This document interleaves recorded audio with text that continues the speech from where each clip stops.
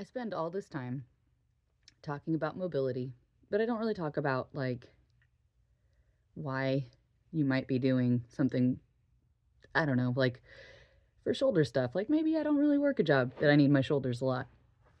What I do is I want to learn to handstand.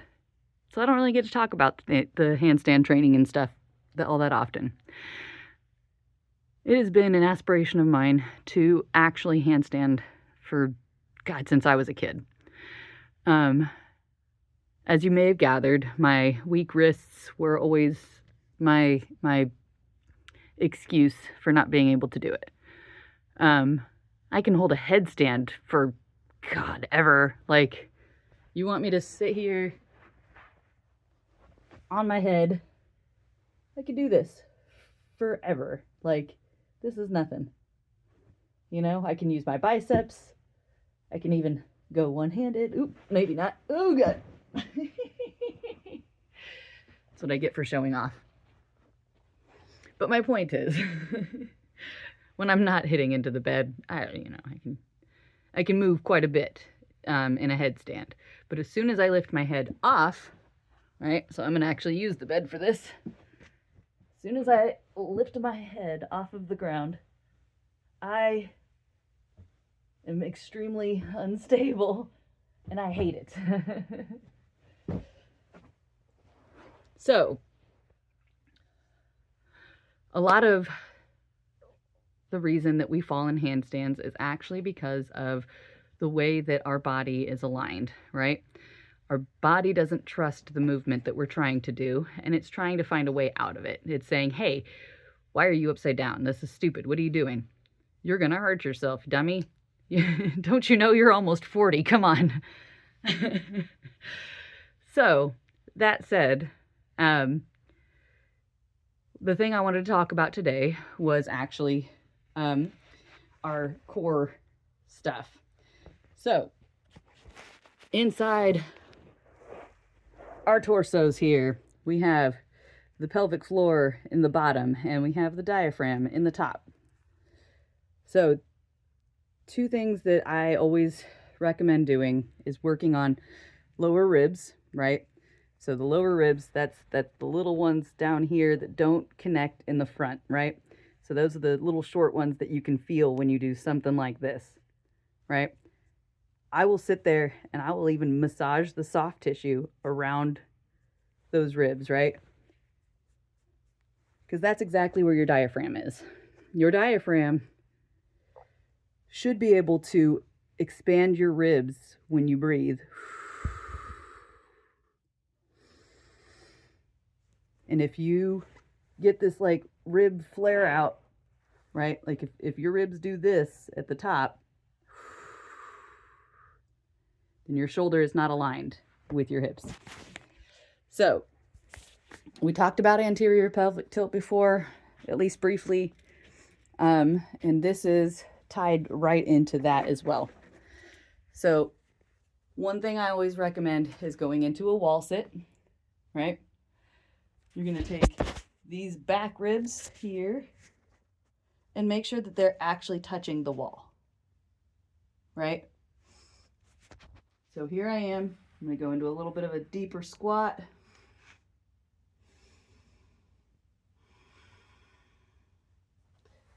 So you can see how my ribs are not doing that at that flaring anymore, right?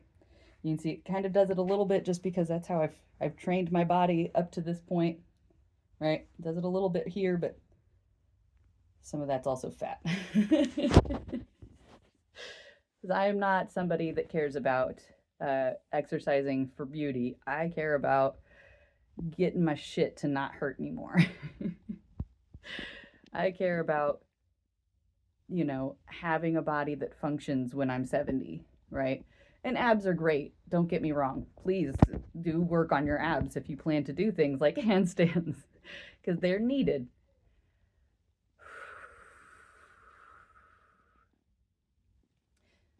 The point of me doing this wall sit here is that you want to practice breathing. I'm sure you can hear the little gasping that I'm doing in between in between explaining.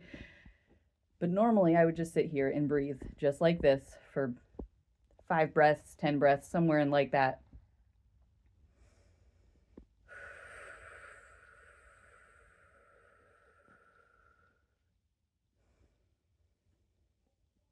And with each breath, with each inhale, you want to start at the bottom here, like you are zipping up your pants.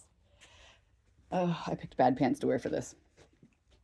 So you want it to do that zipper effect, right? So you start at the bottom.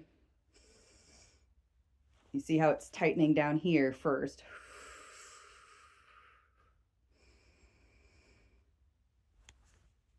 So the idea is that you are breathing into your stomach, right? You are getting as much from the big opening space, right? We have this whole stomach cavity, right? With all of this extra space that is just being taken up by organs, which they should be. But but the organs are movable, right?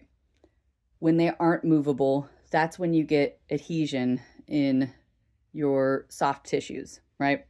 That's when your fascia starts sticking in the wrong places. That's when your muscle is connecting to a different muscle because it's glued there, essentially.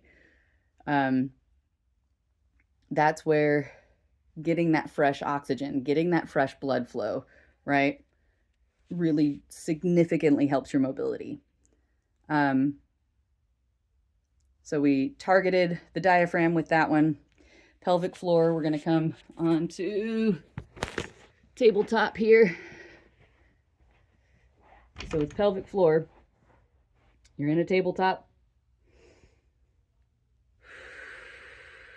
So practicing exactly like we were doing before when we were doing the wall sit, right? So we're pressing away from the floor. We're doing that suction thing, you know, the zippy part in the middle here. And so it should cause kind of a suction. This is where you would hear normal yoga teachers saying things like, breathe in through your butt, or whatever. Breathe into your hips, or whatever it is. Little cat-cow, because my spine feels stiff now.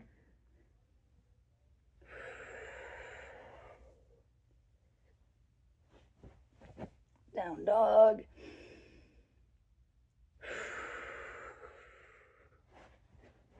All right, back to the pelvic floor. So with this tabletop, we want to make sure that the knees are about 2 fists width apart, right? You want to almost squeeze them together. So if you have a yoga block, this would be a great place to use that. Like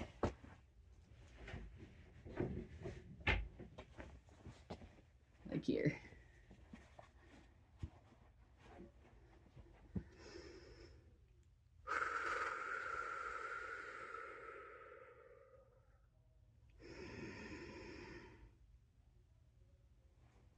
So just squeezing into this with your thighs should get you a lot more into your pelvic floor to try and get some more of that stability. So if you have spine problems, if you have back problems, whatever, a lot of times working through your pelvic floor adhesions, working through the way that you breathe, the way that you hold your breath, working on getting the lateral ribs, you know, the little baby ribs to expand.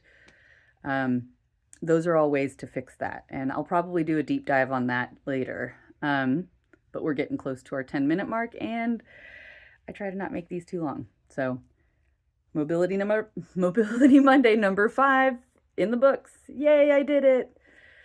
Stay tuned for more insanity.